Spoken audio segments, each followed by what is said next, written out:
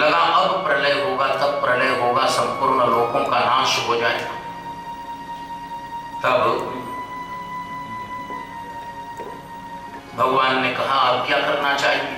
दो ऋषि आ गए बीच में, भगवान वेदव्यास और देवर्षि नारद। इन्होंने आकर और दोनों से कहा कि युद्ध विराम करो, अपने अपने अस्त्र वापस लौटाओ। दोनों ने अस्त्र वापस लौटाने की कोशिश की, लेकिन अश्वत्थामा ने कहा भगवान मैं चलाना जानता हूं, लौटाना। अर्जुन चलाना भी जानते थे, लौटाना भी। अर्जुन ने ऋषियों की आज्ञा मानकर अपना अस्त्र लौटा लिया। अश्वत्थामा के अस्त्र को पांडवों की बहू जो उत्तरा थी, अभिमन्यु की पत्नी, 16 वर्षों की आयु में अभिमन्यु अर्जुन का पुत्र मारा गया था। 7 महारथियों ने एक साथ धोखे से उसे मारा, वो अकेला था चक्रव्यूह में।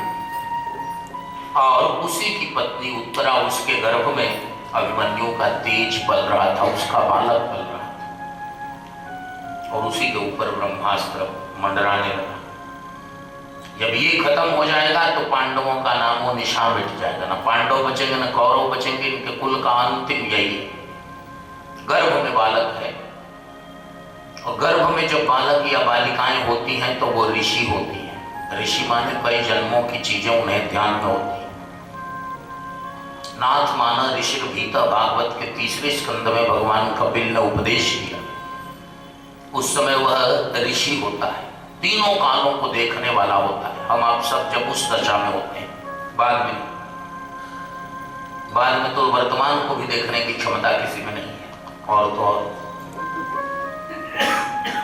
फिर उत्तरा ने देखा कि उसकी सूतिका गृह, जिस घर में गर्भवती देवियां निवास करती हैं, उस घर को शास्त्र में सूतिका गृह कहते हैं। उसके घर में कोई भयंकर व्यक्ति प्रवेश कर रहा है।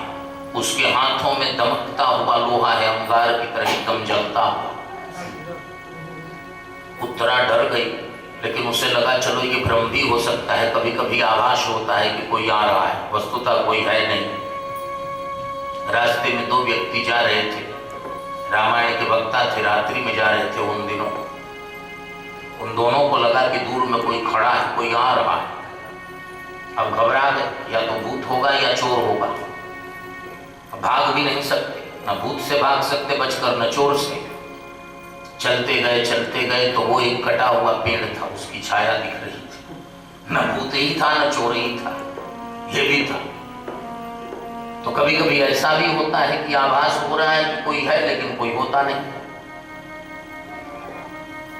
और थोड़ी ही देर में उत्तरा का गर्भ जलने लगा। अचानक उसकी पेट में बहुत जलन हो गई। तब वह समझ गई कि कोई प्रयोग हो गया है, उसके पल रहे बच्चे को कोई मार रहा है। उसने उसी समय क्या किया, भगवान को पुकारा, भगवान श्री कृष्ण को। वह जानती थी कि जब उसकी सास पर, द्रौपदी पर संकट सभा के मध्य में आया तो उस समय किसी और ने मदद नहीं की। किसने मदद की? भगवान ने। पाहि पाहि महायोगिन देव देव जगतपते, नान्यम त्वदभयं पश्ये यत्र मृत्यु परस्परम। अभिद्रवति मामीश शरस्तप्ता यशो विभो, कामं दहत माम नाथ मामे गर्भो निपात्यताम।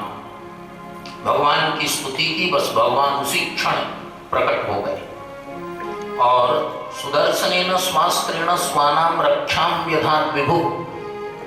अस्त्रराज सुदर्शन, चक्रराज सुदर्शन के द्वारा भगवान ने ब्रह्मास्त्र को शांत किया।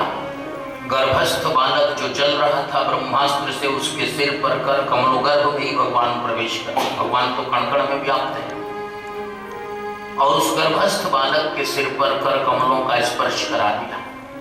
बालक चहकने लगा, हंसने लगा, किलकारियां भरने लगा। भगवान ने पूछा कि कुछ मांगना चाहते हो? तो उसने कहा एक वरदान मांगना चाहता हूं। बोलो मांगो। कहा जिस तरह आपने जन्म के समय मुझे दर्शन देकर कृतार्थ किया, मेरे जन्म को सफल कर दिया, वैसे ही जब मेरी मृत्यु आए, संसार में मृत्यु भी एक दिन आएगी, तो उस दिन मुझे आईसीयू में न जाना पड़े, कहीं और किसी और का दर्शन न करना पड़े। तो कहा जब मैं मरने लगूं तो मेरी मृत्यु भी सफल हो जाए, आप दर्शन देना। मतलब क्या हुआ? जन्म और मृत्यु भी सफल होते हैं। बार बार हम जन्म ले रहे हैं, इसका मतलब अभी तक हमारा जन्म सफल नहीं हुआ। बार बार जो परीक्षा दे, इसका मतलब उसकी परीक्षा सफल नहीं हुई। सफल हो जाए तो एक ही परीक्षा। एक सज्जन ने अपना परिचय दिया कि ये 3 बार मैट्रिक पास किए, इसका मतलब 3 बार फेल किया। कुछ न कुछ सप्लीमेंट्री कम्प्लीमेंट्री इधर उधर जोड़ करके कहीं किया होगा। एक ही बार में जो सफल हो गया वो 2 बार मैट्रिक में क्यों बैठेगा? तो परीक्षा में जो सफल नहीं हो बार बार परीक्षाएं देता है। उसी तरह हमारा जन्म आज तक सफल नहीं हुआ, इसलिए बार बार हम जन्म ले रहे हैं। जीवन एक बार यदि सफल हो जाए तो दोबारा जीवन धारण करने की आवश्यकता नहीं पड़ेगी, लेकिन जीवन भी सफल नहीं हुआ इसलिए बार बार जीवन धारण कर रहे हैं। और मृत्यु भी एक बार सफल नहीं हुई इसलिए बार बार मरना पड़ रहा है। पुनरपि जननम पुनरपि मरणम पुनरपि जननी जठरे शयनम। संसार का सबसे बड़ा दुर्भाग्य तो यही, बार बार आना। उस गर्भस्थ बालक ने भगवान से कहा कि जब मैं जाने लगूं तो फिर आ जाना, आपके श्री चरणों का दर्शन हो जाए और उस समय मैं चला जाऊं। गोविंद नाम लेकर जब प्राण तन से निकले। कितना तो करना स्वामी जब प्राण तन से निकले। कितना करना? कहा गोविंद नाम लेकर प्राण तन से निकले। जाने के समय आप ही का नाम, जाने के समय दिव्य स्थान में बैठकर जाऊं, बीमार होकर न जाऊं। श्री गंगा जी का तट हो, यमुना का वंशी वट हो, मेरा सांवरा निकट हो जब प्राण तन से निकले। भगवान ने मुस्कुराते हुए गर्भस्थ बालक को आश्वस्त किया कि जब तुम जाने लगोगे तब भी मैं कई रूपों में तुम्हें मिलूंगा। और वहां से भगवान जब बाहर आए तो उत्तरा से पूछा, बेटी तुम्हें और कोई कष्ट है? उत्तरा ने प्रणाम किया, धन्यवाद ज्ञापित किया, कहा भगवान अब कोई कष्ट नहीं। और वहां से थोड़े और आगे बढ़े भगवान, जब बाहर निकलने लगे तो उनकी बुआ जो पांडवों की मां है, उनका नाम है कुंती, वो मिल गई। सामने कुंती मिल गई, भगवान की बुआ है, तो भगवान उनके पैर छूने के लिए, उन्हें प्रणाम करने के लिए झुकने लगे। कुंती ने कहा लाला अब तुम झुको मत, तुम प्रणाम मत करो। अभी तक मैं भी जानती थी कि तुम मेरे भतीजे ही हो। वसुदेव जी की सगी बहन है कुंती। लेकिन आज मैंने समझ लिया, कई घटनाएं बीच में हुई थी लेकिन उन पर मैंने ध्यान नहीं दिया था। आज मैंने समझ लिया कि तुम मेरे भतीजे नहीं, तुम परमात्मा। नमस्ते पुरुषम त्वाद्यम ईश्वरम प्रकृते परम अलक्ष्यम सर्वभूतानामंतर बहिरवस्थितम्। तुम आदि पुरुष हो, नारायण हो, और सभी प्राणियों के अंदर भी और उनके बाहर भी तुम ही रहते हो, लेकिन अलक्षितम दिखाई नहीं देते। जिससे भेंट होती है वो पूछता है कि आपने भगवान को देखा है, और जबकि सब भगवान को ही देख रहे हैं, भगवान के अतिरिक्त तो कुछ न देखने लायक है न कुछ दिखता है।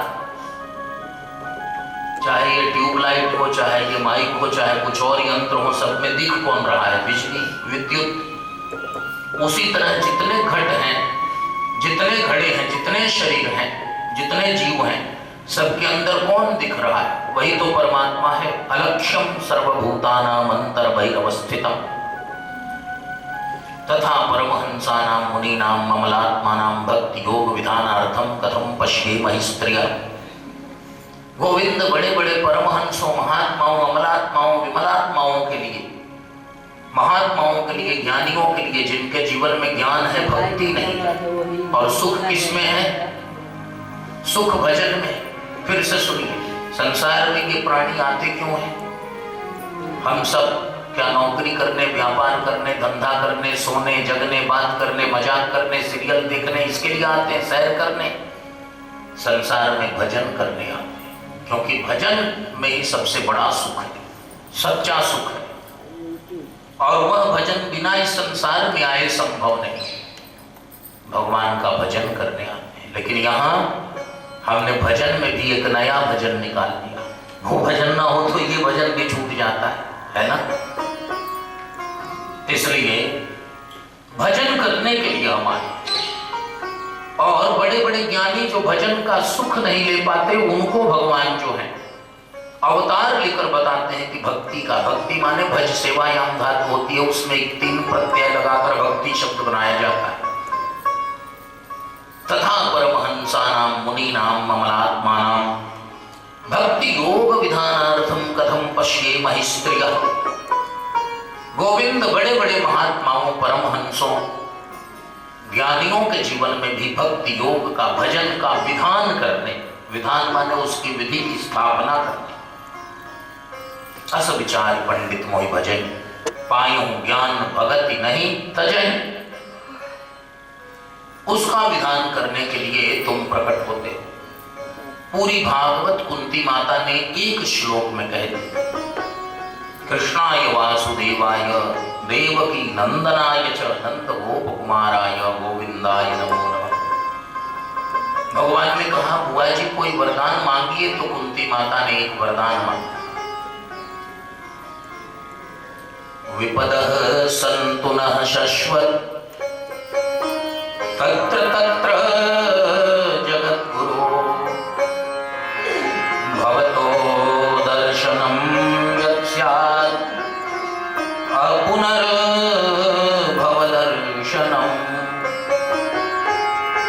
विपदः सन्तु नः शश्वत् तत्र तत्र जगद्गुरो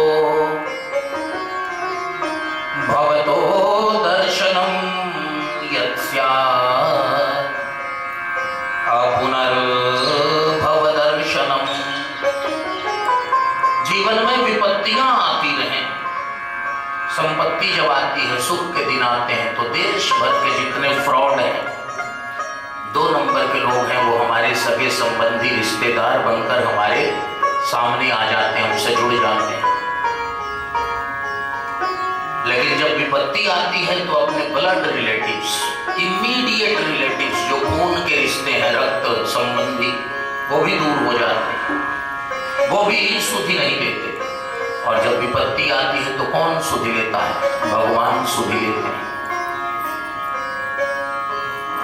और जब जब विपत्ति आती है, इसलिए विपदः सन्तु नः शश्वत् तत्र तत्र जगद्गुरो भवतो दर्शनं यत् स्यात् अपुनर्भवदर्शनम्।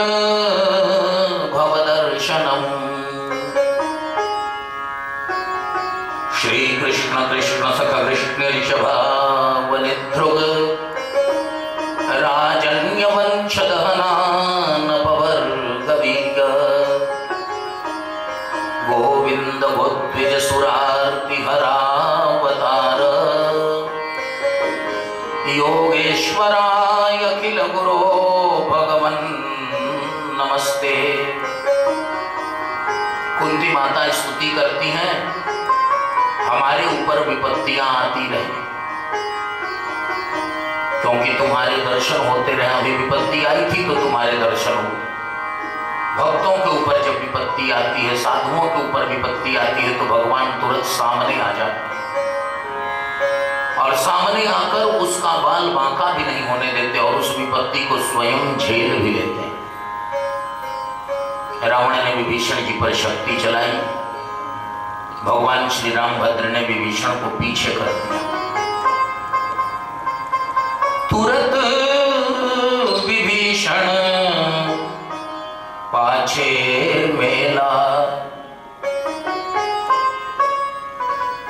सन्मुख राम सहु सोई सैला। विभीषण को पीछे किया और अपने आगे आ गए। कुंती माता कहती हैं, गोविंद गोद्विज सुरार्ति हरावतार योगेश्वराय अखिल गुरो भगवन् नमस्ते। गोविंद गोद्विज सुरार्ति हरावतार। देवताओं के ऊपर, भूमि के ऊपर, गाय के गोवंश के ऊपर और ब्राह्मणों के ऊपर जब अत्याचार, जब आरती, जब संकट आते हैं तब आप अवतार ले लेते हैं। सो केवल भगतन हित लागी, परम कृपाल प्रणत अनुरागी। 2-3 मिनट बाद सो केवल भगतन हित लागी। भगवान आते हैं किसके लिए? गोविंद गोद्विज सुरार्ति हरावतार। अपनी स्तुति के आरंभ में, मध्य में और अंत में बार बार कुंती माता नमः नमः नमः कह रही है। भगवान वहां से नीचे बढ़ते हैं, आगे बढ़ते हैं और युधिष्ठिर जी से कहते हैं राजगद्दी पर जल्दी बैठ जाइए। युधिष्ठिर जी कहते हैं कि नहीं, अभी मैं पितामह भीष्म के पास चलूंगा उनका दर्शन करने। राजतंत्र है, किसी से कुछ लेना देना नहीं है, लेकिन फिर भी आज लोकतंत्र है तब भी हम बंधे हुए हैं, कहीं कहीं अराजक तंत्र है तब भी हम बंधे हुए हैं। लेकिन एक नीति है कि राजतंत्र में भी लोकमत का, पब्लिक ओपिनियन का कितना सम्मान था। भागवतकार कहते हैं, श्री सूत जी महाराज कहते हैं, इति भीतः प्रजाद्रोहात् सर्वधर्म विवित्सया ततो विनशनं प्रागात् यत्र देवव्रतो पतत्। इति भीतः प्रजाद्रोहात्, प्रजा में विद्रोह की स्थिति है। प्रजा जो है, पब्लिक ओपिनियन बहुत जल्दी जल्दी बदलती है। दुर्योधन था, तब तक दुर्योधन को प्रजा ने खलनायक माना, युधिष्ठिर को नायक माना। युधिष्ठिर जीत गए, अभी गद्दी पर विराजमान नहीं हुए हैं, लेकिन प्रजा में, प्रजा की भावना में परिवर्तन आ रहा है। प्रजा कह रही है कि ये पांडव भी अच्छे नहीं हैं। पितामह भीष्म शरशैया पर गिरे हुए हैं, भीष्म जी के प्रति प्रजा में आदर है और अभी तक कोई उन्हें देखने नहीं गया, मिलने नहीं गया। यह है प्रजा का ओपिनियन। और युधिष्ठिर जी राजा हैं, भले गद्दी पर नहीं बैठे हैं, उनको यह संदेश प्राप्त हो गया है। और युधिष्ठिर जी ने शिष्टाचार के कारण तो वो जाते ही, लेकिन राजनीति के कारण अब जाना है, लोकमत का सम्मान करने के लिए जाना है। यहां तो भीष्म जी वहां शरशैया पर गिरे तो प्रजा में विद्रोह की स्थिति आ गई और पूरा देश कथा कहने सुनने वाला है और राम जी तंबू में है, किसी में विद्रोह नहीं आया बहुत दिनों से। उतनी समझ हमारी नहीं है, लेकिन राजतंत्र में भी प्रजा चैतन्य थी, जागृत थी। तदा ते भ्रातरः सर्वे सदश्वैः स्वर्णभूषितैः अन्वगच्छन् रथैर्विप्रा व्यासधौम्यादयस्तदा तथा। धौम्यादयस्तथा, व्यास जी के साथ, धौम्य के साथ, इन सबको, बड़े बड़े परमर्षियों को, पर्वतो नारदो धौम्यो भगवान बादरायण बृहदश्वो भरद्वाज शशिश्वो रेणुकासुता, बड़े बड़े परमर्षियों के साथ भगवान परशुराम, भगवान वशिष्ठ, भगवान नारद, पर्वत, धौम्य, सब ऋषियों को लेकर पूरे प्रजा के लोग, परिजन, प्रियजन, पुरजन, प्रजाजन, सब के सब भीष्म जी को देखने गए। देवर्षि, अरुणर्षि, परमर्षि, राजर्षि, छोटे बड़े, नवोदित से लेकर पुराने तक सभी ऋषि लोग जाते और भीष्म जी की पूजा की। फिर भगवान श्री कृष्ण ने भीष्म जी ने भगवान श्री कृष्ण की पूजा की, मन ही मन। अब तो कोई साधन नहीं था, गिरे हुए। मानसोपचार की पूजा सबसे उत्तम पूजा है।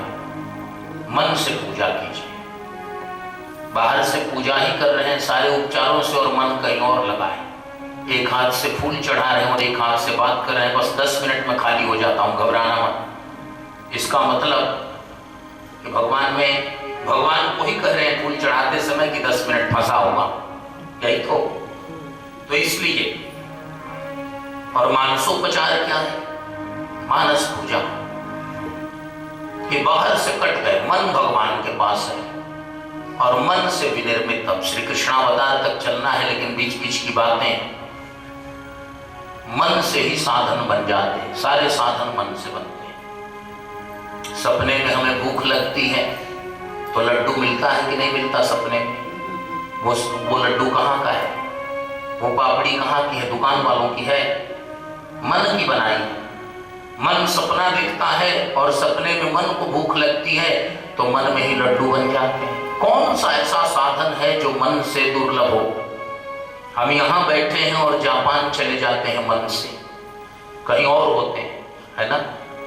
मन इतना सुलभ है, चाहे जागृत दशा हो चाहे स्वप्न की दशा हो, उसके चलने में, आने में, जाने में 2 रुपए का भी खर्च नहीं, उसके रोकने में ही समस्या है। तस्याहं निग्रहं पार्थ तस्याहं निग्रहं कृष्ण वायोरिव सुदुष्करम। मन को रोक कर रखना मुश्किल है, बाकी वो घूमता रहता है, विचरण करता है। पितामह भीष्म ने मन से ही पूजन किया। हृदिस्थं पूजयामास माययोपात्त विग्रहम्। युधिष्ठिर जी ने भीष्म जी की सेवा की और उनसे पूछा, श्रवण किया। अपृच्छद विविधान धर्मान ऋषीणाम चानुशृण्वताम्। विविधान धर्मान, विविध धर्मों के बारे में पूछा। सबसे बड़ी धर्मवेत्ता है भीष्म जी। तो भीष्म जी ने विविध धर्मों के बारे में उपदेश। पुरुष स्वभाव विहितान यथा वर्णम यथाश्रमम वैराग्य रागोपाधिभ्याम मामनातो भयलक्षणान्। दान धर्मान राजधर्मान मोक्ष धर्मान विभागशः स्त्री धर्मान भगवत धर्मान समासभ्यास योगतः। राजधर्म,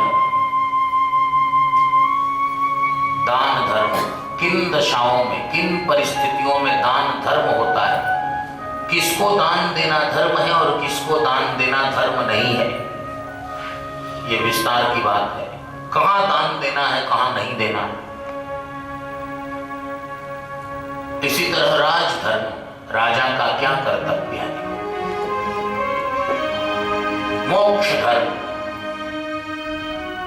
किन धर्मों से मोक्ष की प्राप्ति होती है। स्त्री धर्म, स्त्रियों का क्या धर्म है। स्त्रियों का धर्म अलग है, इसलिए नारी धर्म सिखवनी मृदवानी। अनुसुईया जी जगदम्बा सीता को नारी धर्म की शिक्षा देती। स्त्री का धर्म अलग है। अलग बात है कि सबका धर्म एक हो गया और कोई धर्म से जुड़ा नहीं, सब अलग हो गए, सब फ्री हो गए। ये धर्म नहीं है। धर्म क्या है? सब अपने अपने धर्म का पालन करें और उनका अलग अलग धर्म है। भगवत धर्म, किन धर्मों से भगवान प्रसन्न होते हैं और समासभ्यास योगतः, किसी का विस्तार से किसी का संक्षेप में वर्णन किया। धर्मार्थ काम मोक्षांश्च सहोपायान यथा मुने नानाख्याने इतिहासेषु वर्णयामास तत्त्ववित्। तत्ववेत्ता पितामह भीष्म जी ने अनेक आख्यानों और इतिहासों के द्वारा वर्ण धर्म का, आश्रम धर्म का, धर्म अर्थ काम मोक्ष, इन चारों पुरुषार्थों का यथार्थतः वर्णन किया। कब धर्म धर्म है, कब धर्म के नाम पर धर्माभास है। दूर से दिखाई दे रहा हो कि बड़ा धर्म हो रहा है और अंदर जाने पर धर्म के नाम पर खोखला हो, उसको कहते हैं धर्माभास। अधर्म का ही एक स्वरूप है। इसी तरह काम, किस दशा में काम काम है, काम भी पुरुषार्थ है ना। काम माने आह्लाद, जो आनंद है उसी का नाम है काम, और अर्थ का नाम है विषय। हमने अर्थ लगाए, इतने साधन लगाए और ये आयोजन हुआ, और इस आयोजन की जो संतुष्टि है, जो आह्लाद है, इसी का नाम है काम। काम का अर्थ ये है हमारी कामना पूरी हो रही है ना, और कामना पूरी होती है तो क्या होता है? सेंस ऑफ सेटिस्फैक्शन, एक संतुष्टि होती है। वही धीरे धीरे प्लेजर, वही आनंद आह्लाद का रूप ले लेता है, उसका नाम है काम। और इन सबसे निवृत्त हो गए तो मोक्ष केवल और केवल भगवान के श्री चरणों में विराजमान है। इन सब धर्मों का विस्तार से वर्णन किया भीष्म जी ने युधिष्ठिर जी को। तब वे गद्दी पर बैठे।